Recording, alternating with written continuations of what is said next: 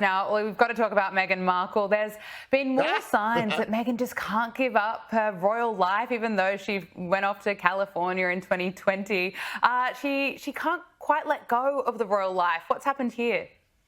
Well, it's wonderful stuff, and it's a sort of a subtle hint, if you like, because she has this glorious series, as you know, flogging. It's like an infomercial all the time, all the different products they sell with the jam and various other things. Well, she's now got these pots and these vases, and she's rearranging flowers, one of which was Queen Anne lace. You get the subtle reference there. Right. So any sort of royal connection, and this is what they're saying. But she also basically was rearranging these glorious flowers while the 44-year-old and her husband have since moved to California, and they no longer represent the British royals. They're saying she's desperately hanging on to this sort of side. And she also gave us a little tour of her £14 million mansion.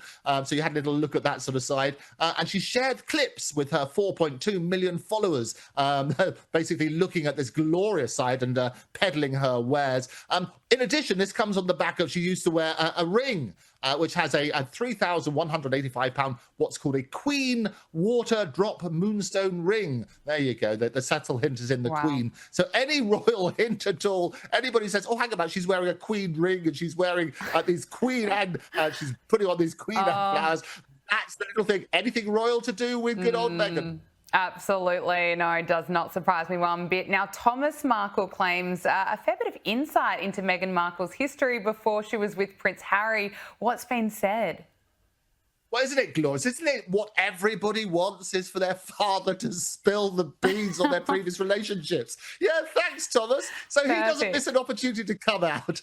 And he's done all sorts of more revelations about that. Obviously, she's been married to Harry since 19th of May 2018. They got two wonderful children together. But she talked about the previous relationships, including with Trevor Engelson, the American film producer and literary manager. And what happens? They spoke also about her university years. How embarrassing is that? And apparently, he spilled all the beans to the author Tina Brown, saying that she had her pick of the sought-after basketball hunks. And she basically said that her first year of college, she pointed at one guy and said, that's the boy who's going to be my boyfriend. And indeed, he did become her boyfriend. He's probably ready to sell his kiss and tell story as well. Apparently, she was very, very effective with men, is what they did. The first ever boyfriend was apparently Steve Lepore, who was a basketball player, and she met him at freshman year at Northwestern University. They apparently dated for 5 months before he accepted an opportunity at a college in North Carolina. Boy, did he miss out on that Netflix series. She's got to be well. But Andrew Morton also called them quite a pair, and she also had all sorts of other relationships and so on and so forth.